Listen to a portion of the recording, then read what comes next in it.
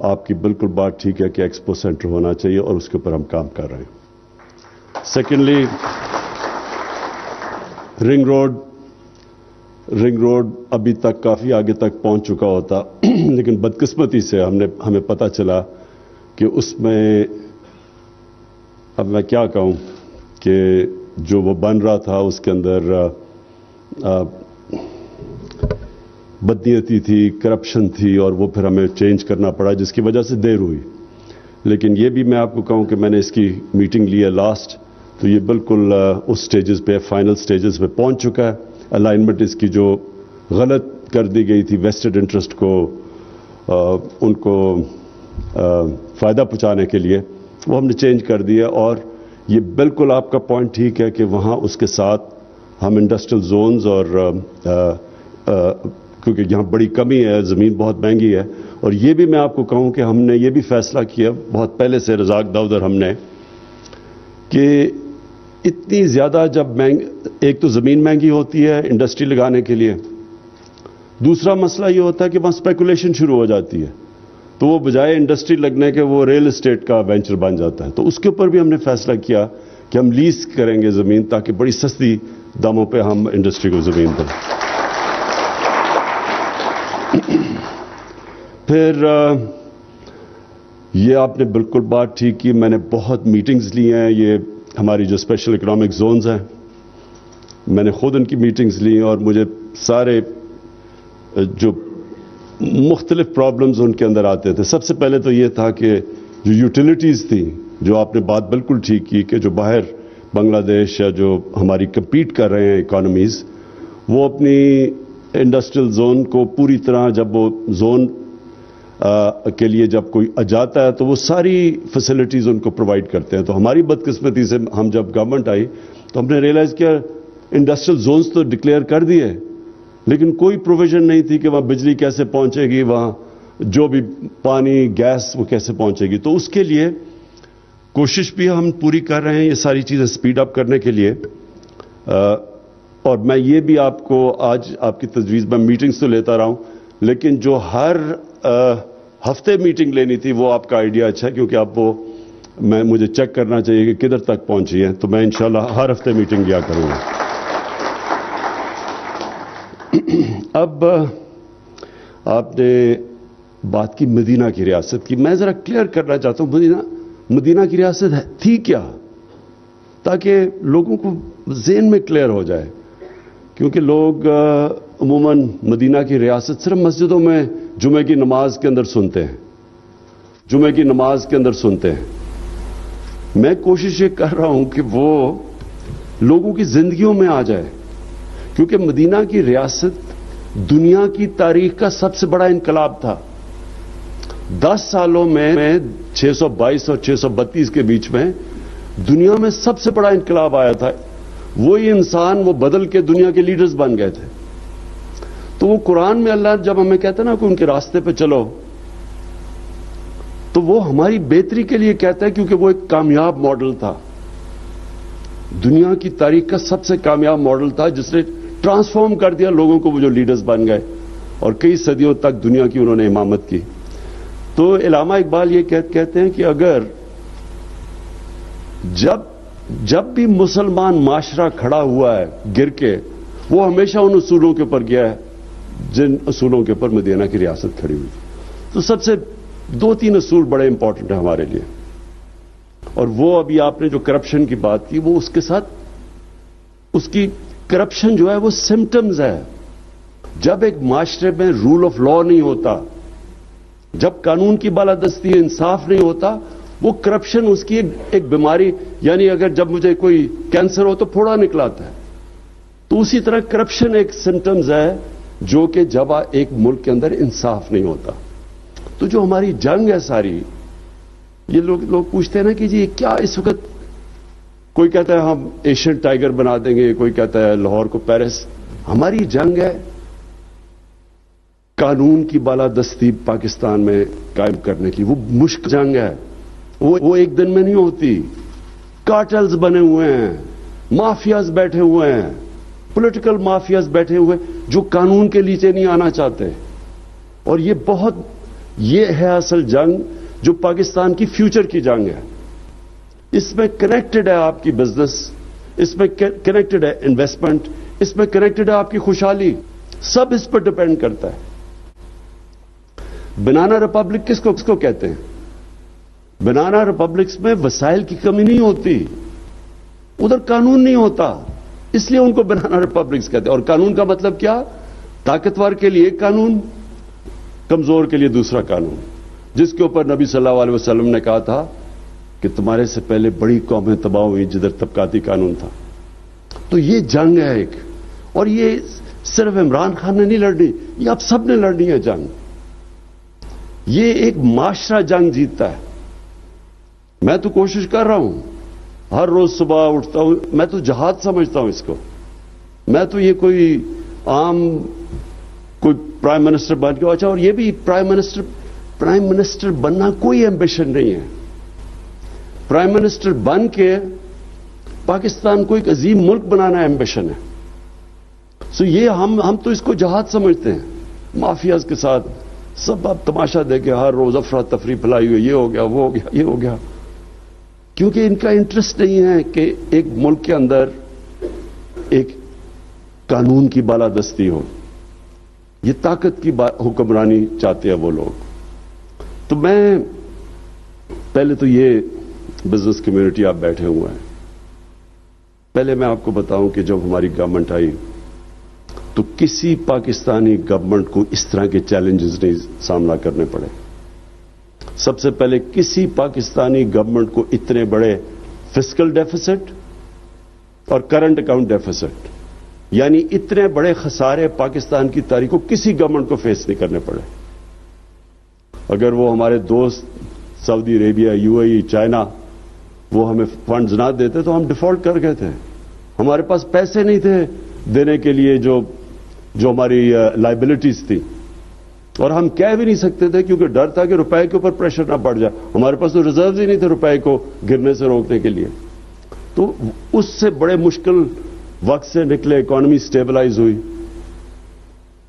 پھر جو کہ ایک صدی میں ایک دفعہ کرائسس آتا ہے, کووڈ, وہ آ گیا. اس سے نکل ہی رہے تھے, سٹیبل ہی ہو رہی تھی, کووڈ آ گیا. تو کووڈ کے اندر جس طرح پاکستان نکلا ہے, میرے نہیں خیال میں لوگ پوری طرح اپریشیٹ کرتے ہیں کہ اللہ نے ہمیں کس طرح نکالا ہے اس میں سے. اپنی اکانومی بھی ہم نے بچا لی, اپنے لوگوں کی جانیں بھی بچا لی. دنیا میں دیکھ لیں کہ کیا تباہی مچائی ہے کووڈ نے.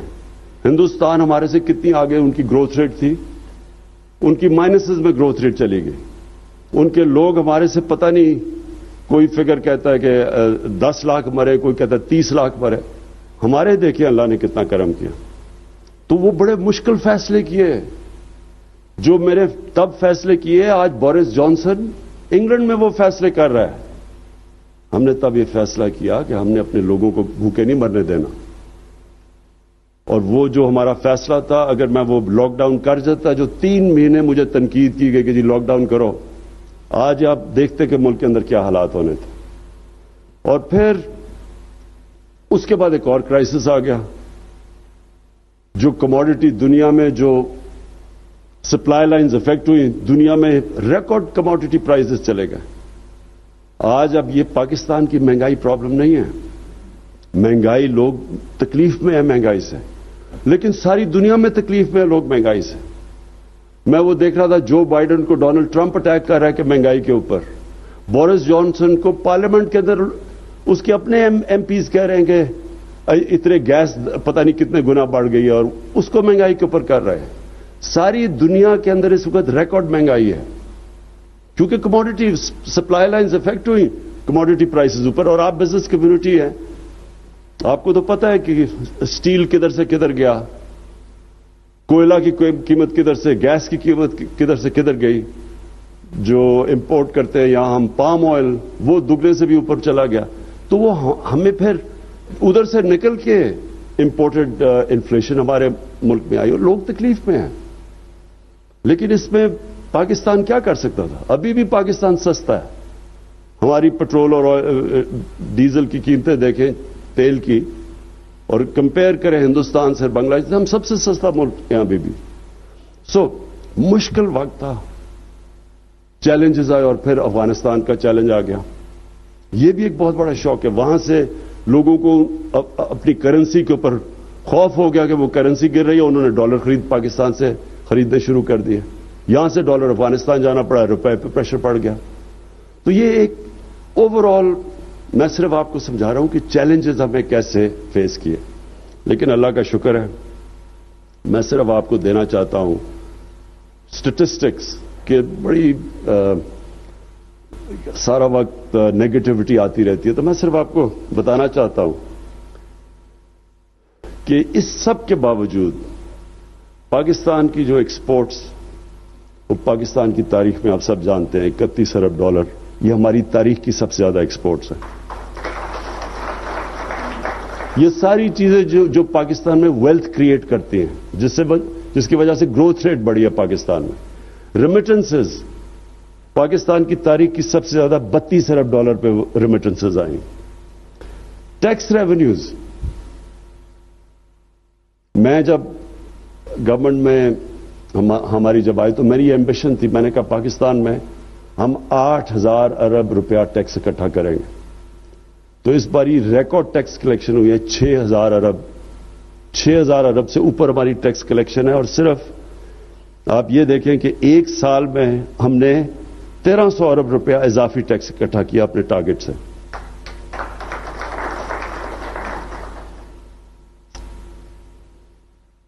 लार्ज स्केल मैन्युफैक्चरिंग, जो अभी आपने बात की, बिल्कुल अल्ताफ आपने ठीक बात की कि असल में तो जब तक एक मुल्क इंडस्ट्रियलाइज नहीं होता वो कभी भी खुशहाल नहीं हो सकता।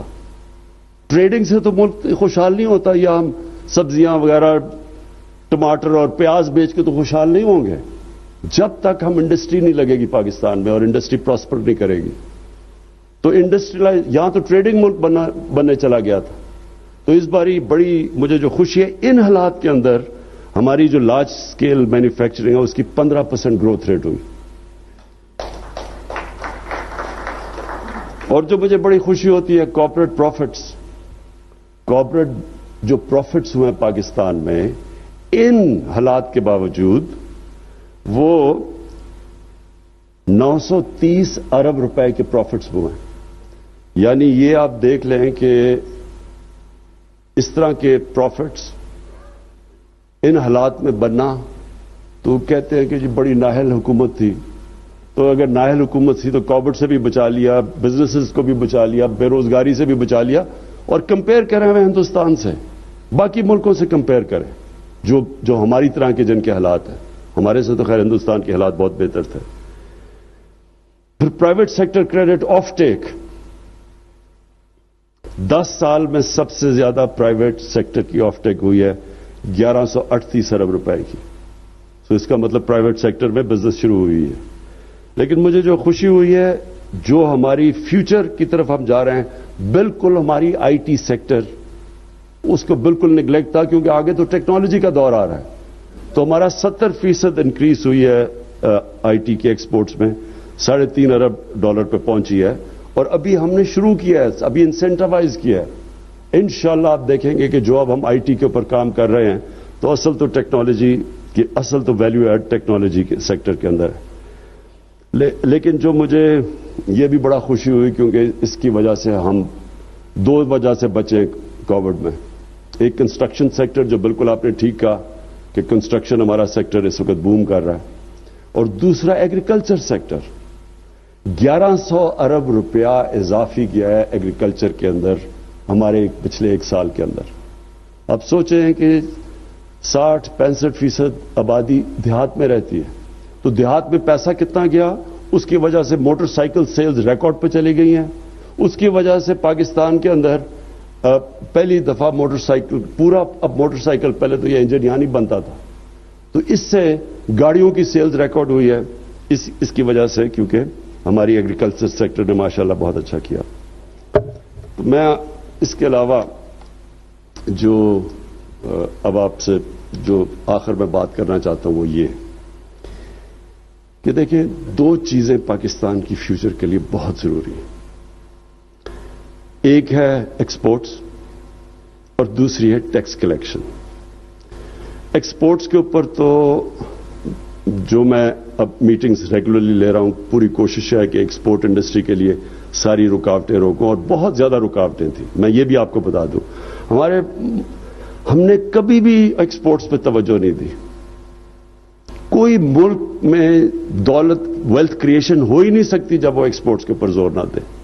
ये जो एशियन टाइगर्स बने थे सारे एक्सपोर्ट इंडस्ट्री पे बने थे, यहां कभी जोर ही नहीं दिया गया, बल्कि एक्सपोर्ट स्टैग्नेट की हमारे आने से पहले पिछले 5 साल में।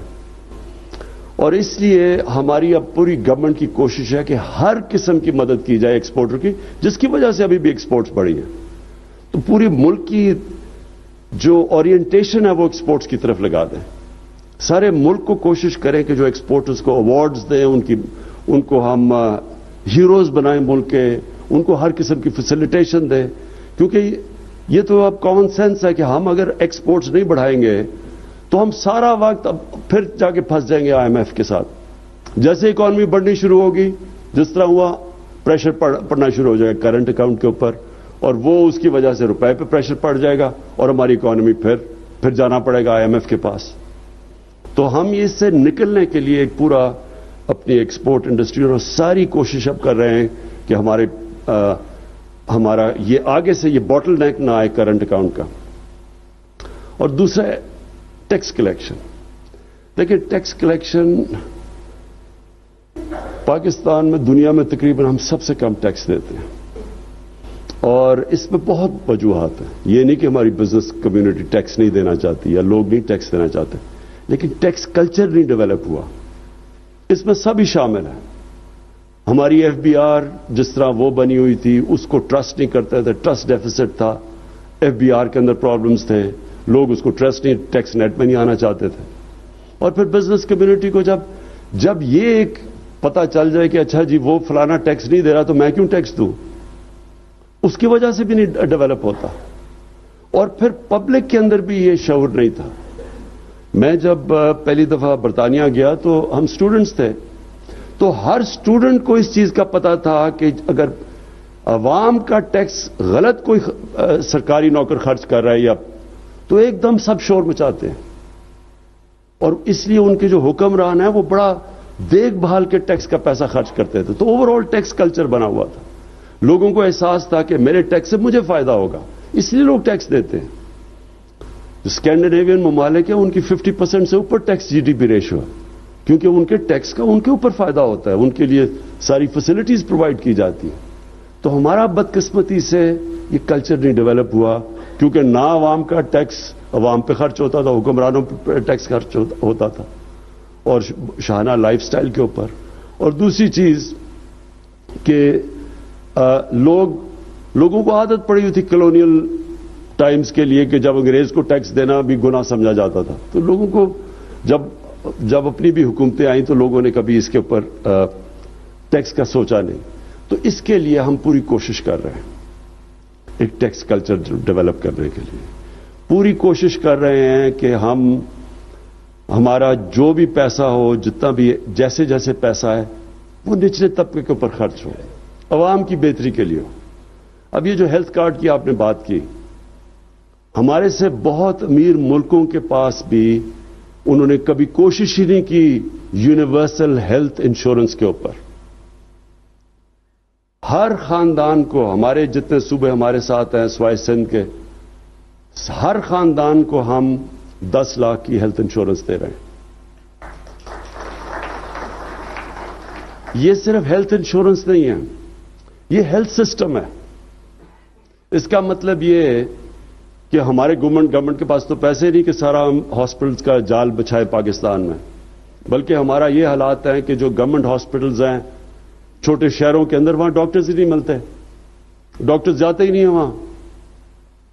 वो चल भी रहे हैं हॉस्पिटल, खाली भी पड़े, और लोग सारे शहरों पे आ जाते हैं और थोड़े से हॉस्पिटल पे सारा प्रेशर पड़ जाता है।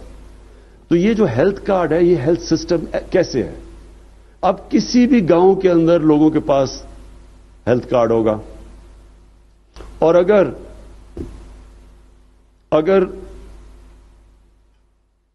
अगर वहां गवर्नमेंट हॉस्पिटल सही काम नहीं कर रहा तो कोई प्राइवेट हॉस्पिटल खुलेगा, लोग उधर चले जाएंगे, क्योंकि किसी भी हॉस्पिटल में हेल्थ कार्ड से जाके अपना इलाज करवा सकते हैं। یہ صرف غریب لوگ ہی نہیں، یہ سفید پوش لوگ بھی جو ہے لوور مڈل کلاسز بھی ہیں، جن کے اندر کئی دفعہ ایک جھٹکا پڑتا ہے بیماری کا، سارا خاندانی غربت کی لکیر کے نیچے چلا جاتا ہے. ابھی مجھے بڑی خوشی ہوئی، مجھے میسج آئی ڈاکٹرز ہاسپٹل سے کہ پہلا انہوں نے ہیلتھ کارڈ کے اوپر ہارٹ ٹرانسپلانٹ کیا غریب آدمی کا. تو میں صرف یہ کہنے کا مقصد یہ ہے، کوشش میری کیا ہے، پہلے تو بزنس کمیونٹی کو پوری طرح فیسیلیٹیٹ کریں. یہ جو ابھی میں نے کارپوریٹ آپ کو پروفٹس بتائے ہیں، جتنی زیادہ پروفیٹیبلٹی ہوگی اتنی زیادہ انویسٹمنٹ ہوگی. کوئی خیرات کے لیے تو بزنس نہیں کرتا، بزنس تو تب کرتا ہے کہ اسے پروفٹ ملے. تو یہ آپ کو میں بتا دوں کہ ہماری گورنمنٹ کی پالیسی ہے کہ بزنس کو بزنس پروفٹس پورے بنائیں اور پھر بزنسز ٹیکس دیں تاکہ ہمارے پاس پیسہ آئے کہ ہم اور خرچ کریں انفراسٹرکچر کے اوپر تاکہ آپ کے لیے بہتری ہو، بزنس کے لیے آپ کی آسانیاں ہوں. اور پھر دوسرا نچلے طبقے کو اوپر اٹھائے، جو ہمارا بہت بڑا، کبھی پاکستان کی تاریخ میں اتنا بڑا پروگرام نہیں ہوا سوشل ورک کا، جو احساس پروگرام ہے جس میں اسکالرشپس ہیں، جس میں نیچے سٹائپنڈز ہیں، جس میں قرضے ہیں سود کے بغیر. تو پورا ہمارا پروگرام ہے کہ باٹم اپ اپروچ ہو جو چائنا نے کی تھی، لیکن ساتھ ساتھ بزنس کمیونٹی کی پوری سپورٹ کی جائے، کیونکہ ویلتھ کریٹ ہوگی جو چائنا میں ہوئی تھی تو تب ہی آپ غربت کم کر سکتے ہیں. تو بزنس کمیونٹی کا میں اس طرح میرا پیغام یہ ہے. رزاق داؤد ہمارے منسٹر ہیں جو کہ بزنس کمیونٹی سے میں نے خود لیے تھے، اس لیے کہ ان کو پتا ہے کہ بزنس کمیونٹی کے ایشوز کیا ہیں. سو ہم سارا وقت ڈسکس کرتے ہیں. فائنانس منسٹر جو ہیں وہ 50 سال سے پاکستان کی بزنس کمیونٹی کے اندر ہیں، ان کو پتا ہے کہ کیا ایشوز ہیں. سو آپ کے لیے صرف یہ میں بتانا چاہتا ہوں کہ یہ سمجھیں کہ ہماری گورنمنٹ وہ ہے جس کا کانسٹنٹلی، جو ایز آف ڈوئنگ بزنس کہتے ہیں آپ، کانسٹنٹلی ہماری کوشش ہوگی آپ کے مسئلے مسائل کم کریں، جو بھی گھٹائیں تاکہ آپ کے لیے آسانیاں ہوں. آپ کی پروفیٹیبلٹی میں بھی پوری مدد کریں گے کہ لوگ پروفٹس بنائیں. ساتھ ساتھ آپ سے پوری کوشش کریں گے آپ کی چیمبرز کے تھرو کہ ٹیکس کلچر آپ ڈیولپ کریں، ٹیکس دیں. یہ جو ہم نے ابھی یہ جو بھی جسے منی بجٹ کہتے ہیں، اس میں تو صرف ایک ہی کوشش ہوئی ہے. اصل میں تو عام لوگوں کے لیے لگژری گڈز کے اوپر تھوڑا پڑا ہوگا، اور وہ ہونا بھی چاہیے، پیسے والے لوگوں کو زیادہ دینا چاہیے. لیکن اصل میں ڈاکیومنٹ کرنے کی کوشش کی ہے کہ ہماری اکانومی ڈاکیومنٹ ہو. ڈاکیومنٹ ہوگی تو ٹیکس کلیکشن بڑھے گی. جو مجھے شوکت ترین آج ہی بتا رہے تھے کہ ہماری جو ریٹیل مارکیٹ ہے وہ کوئی 18 ٹریلین کی ہے، لیکن جو رجسٹرڈ ہے وہ صرف 3 ٹریلین ہے، باقی ساری ٹیکس نیٹ سے باہر ہے. تو ہم ایک ماڈرن اکانومی نہیں بن سکتے جب تک یہ ہم ٹیکس کلچر نہ ڈیولپ کریں. ساتھ ساتھ میرا یہ آپ سے وعدہ ہے کہ ہم کانسٹنٹ ریفارمز کر رہے ہیں FBR میں، آٹومیشن لے کے آ رہے ہیں تاکہ کم سے کم ٹاکرا ہو ٹیکس کلیکٹر کا اور لوگوں کا، تاکہ جو ساری دنیا میں ہے ماڈرن ٹیکس سسٹم کہ اس کے اندر آٹومیشن آئے. تو وہ ہم دونوں طرف سے کام کر رہے ہیں. اور مجھے یہ آخر میں صرف آپ کو یہ کہنا چاہتا ہوں کہ یہ 3 سالوں میں جتنا لوگوں نے اتنے ہمیں پرابلمز آئے، لوگوں نے سارا مجھے کہا جی کہ عمران صاحب آپ مایوس تو نہیں ہو گئے.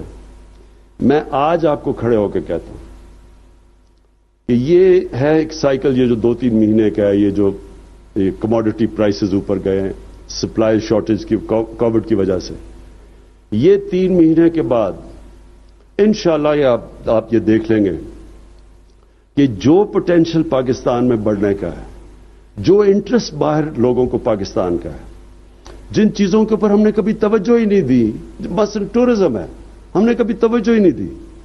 اس ملک میں ٹورزم اندر بھی ایکسپلوڈ کر گئی، باہر سے بھی انٹرسٹ ہے، کووڈ کی وجہ سے وہ نہیں.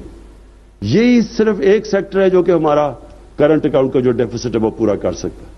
پھر IT کے اندر جو پوٹینشل ہے، ہمارے پاس ایک ینگ پاپولیشن ہے، ہم نے توجہ ہی نہیں کبھی دی IT کے اوپر. ہندوستان کی $150 ارب کی ایکسپورٹس ہیں، ہم نے کبھی اس کے اوپر کوئی انسینٹیوز ہی نہیں ان کو دیے. وہ باہر جا کے دبئی جا کے ہمارے ینگ سافٹ ویئر IT کے انجینئرز وہاں جا کے بیٹھے ہوئے ہیں، پاکستان میں نہیں، کیونکہ ہم نے ان کے لیے وہ اسٹرکچر ہی نہیں کریٹ کیا. سو اس ملک میں ہر جگہ پوٹینشل ہے. ایگریکلچر کے اندر ریکارڈ ہماری کراپس ہوئی ہیں، 4 کراپس پاکستان کی تاریخ کا سب سے بڑا ریکارڈ ہوا ہے. لیکن یہ بھی کچھ نہیں ہے. ہم نے صرف جیسے جیسے اس کی پروڈکٹیوٹی اور ٹیکنالوجی اور بہتر سیڈز کا کریں، اور ہمیں بڑا فائدہ ہے کہ چائنا پورا ہماری مدد کر رہا ہے اس میں.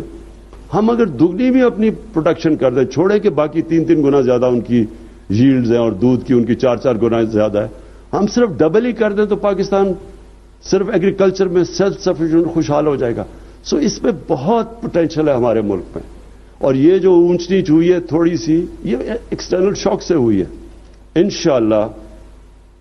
انشاءاللہ آگے اس ملک کا پوٹینشل جو ہے وہ وہی جو آج سے 50 سال پہلے سب سے تیزی سے ترقی کر رہا تھا ایشیا میں پاکستان، اور وہ ہم نے غلط پالیسیز کی وجہ سے پیچھے رہ گیا. انشاءاللہ آپ دیکھیں گے کہ یہ وہیں سے پھر سے شروع ہوگا، اور آپ کا بزنس کمیونٹی کا بہت بڑا ہاتھ ہوگا اس ملک کو ایک عظیم ملک بنانے میں. شکریہ. وزیر اعظم عمران خان تقریب سے خطاب کر رہے تھے. انہوں نے کہا کہ کوشش ہے مدینہ کی ریاست لوگوں کے دلوں میں آ جائے.